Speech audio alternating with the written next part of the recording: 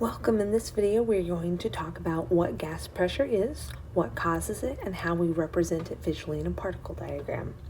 Gas pressure it's the result of particles colliding with the walls of their container.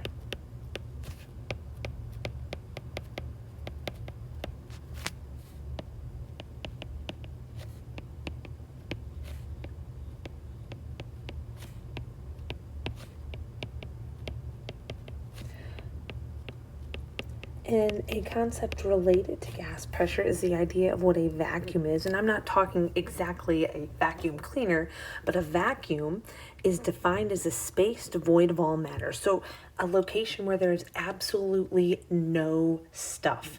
On Earth, that would have to be in some kind of sealed container that doesn't let any stuff in, and all the stuff has been taken out. It's related, the word vacuum is actually related to the word vacant. So because there's zero matter, the pressure inside of a vacuum is zero, because without particles, you can't have particle collisions.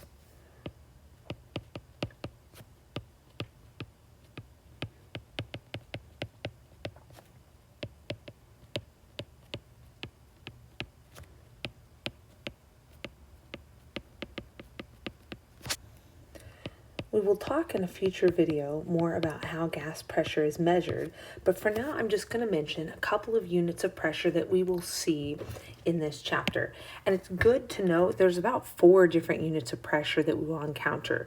A lot of our variables, we just have one, like mass is grams, volume is milliliters. For pressure, we're going to have 4 different units that I want you to recognize, because there's just a lot of units still in use.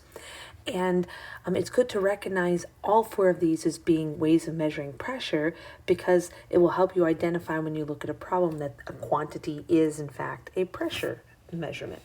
So the units of pressure, the one you are probably most familiar with is PSI, which stands for pounds per square inch. You would see this kind of measurement maybe on bike tires, on automobile tires, also on like any kind of sports ball that needs to be inflated to a specific pressure, for example. Some other units of pressure, one we will learn a lot more about in a future lesson, is mmHg. The lowercase m stand for millimeters. And then the capital H lowercase g is actually the elemental symbol for mercury. And so mmHg means millimeters of mercury. One way that pressure was measured historically was literally measuring how tall a column of mercury was. Another unit is called ATMs, which stands for atmospheres. And atmospheres, kind of like you would think, they're called atmospheres because it's based on calling the pressure at sea level 1 atmosphere, like the atmospheric pressure. And finally, the 4th unit is kPa, and that stands for kilopascals. That is the official science international unit of pressure.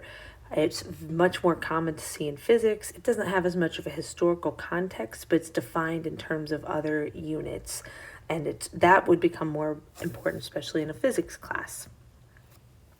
One other definition that I want to get out there that we're going to use a lot in this chapter is something called standard temperature and pressure. We're going to learn that gases, they vary in volume, they vary in temperature, they vary in pressure, and their conditions can make a huge difference in how the gas is existing and the space of its particles.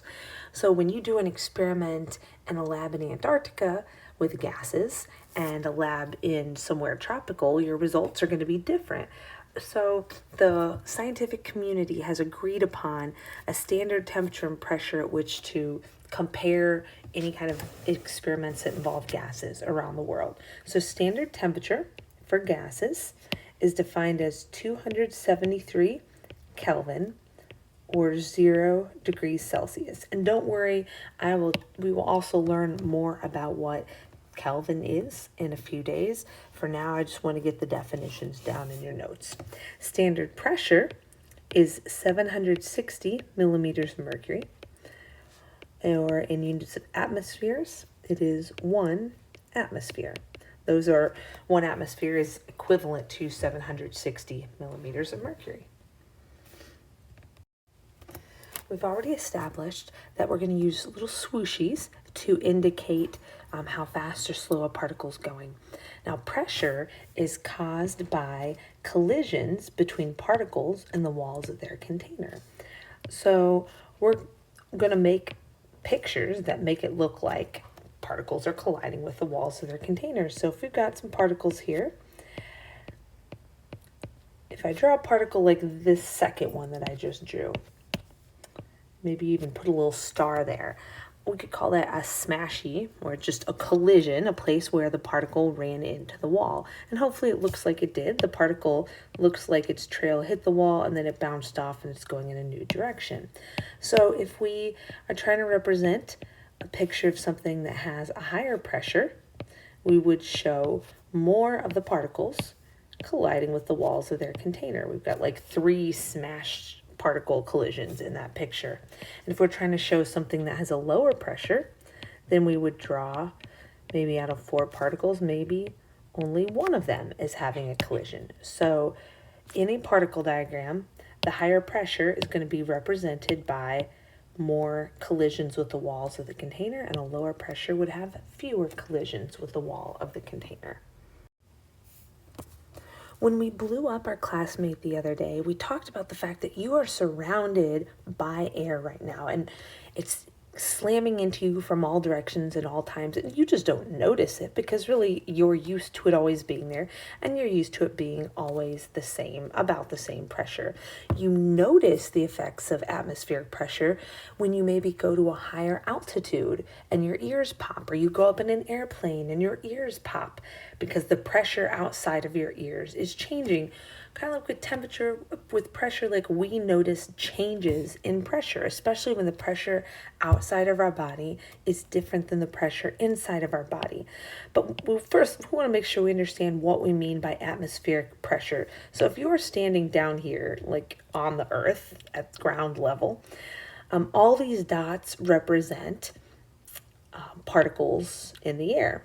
And notice when we're down here close to the ground, the air particles are really close together. They're more dense. Up here, when we get to higher altitudes, the particles are spread out more. They're less dense. When you're down here, you have a lot more particles colliding with you, and the atmospheric pressure is higher. If you go up here somewhere and you're skydiving or you're flying or you're on top of a mountain, there are less particles colliding with you. The pressure inside your body is initially still the same as it was down on land, or like down here at sea level. So when you yawn or you take a breath and your ears pop, what you're feeling is the particles inside of your body trying to match the pressure of the particles outside of your body. Now, atmospheric pressure is defined as the force exerted on the surface of the earth, because earth and you, that's kind of the container for the atmosphere, by the gas particles above it. And notice if you're down here, so let's draw a little person. Down here, you got a lot more air particles hitting you, so the atmospheric pressure is higher. And if instead you were like standing on a mountain or something, so here's somebody standing on a mountain, there's a lot less particles running into them, so the pressure up here would be lower. And this slide's just another illustration of what I was already saying, like when you're at a higher altitude, there's less air above you, so the pressure is lower. Last thing, while we're on the topic of atmospheric pressure, is I want to talk briefly about how we measure atmospheric pressure. We use an instrument called a barometer. A barometer is a long glass tube that's flipped upside down. So in this picture over here, this is a long glass tube. Notice the openings at the bottom and it's closed at the top. It's filled with liquid mercury. So the gray here and here, that represents the liquid mercury. And the tube has little markings on it, little distances. The top of the tube is a vacuum, so there is nothing here. This is why we had to define what a vacuum. No stuff, in other words. So the top is a vacuum, and so there's no pushing on the mercury on that side. So the only place this mercury is being pushed is here in this little dish that's open to the rest of the room. So this area here, this mercury is open to the room.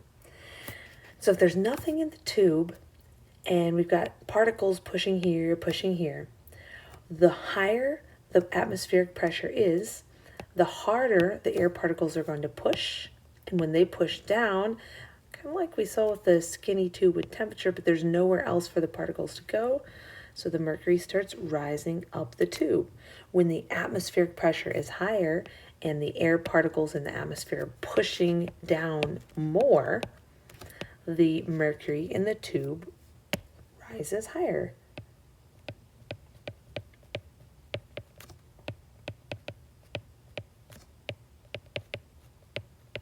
And when the atmospheric pressure is lower, so like in this picture here, in this first picture, the air particles are not pushing as much as represented by these shorter arrows. So atmospheric pressure is lower. The column of mercury does not rise as high. And so we can use the height of the, and traditionally it was mercury, we use the height of the mercury in the column, how high it rises up here, to measure atmospheric pressure, and we are literally measuring millimeters of mercury. So I mentioned a few minutes ago, one of the units of pressure was millimeters of mercury, because if you measure this height in millimeters, at atmospheric pressure, at the sea level, it would have a height, let's say this one's at sea level, the height of this mercury would be 760 millimeters. If it was a lower pressure day, the height of the column would be lower, and maybe it's only like 750 or 740 millimeters of mercury. So historically, that is how atmospheric pressure was measured.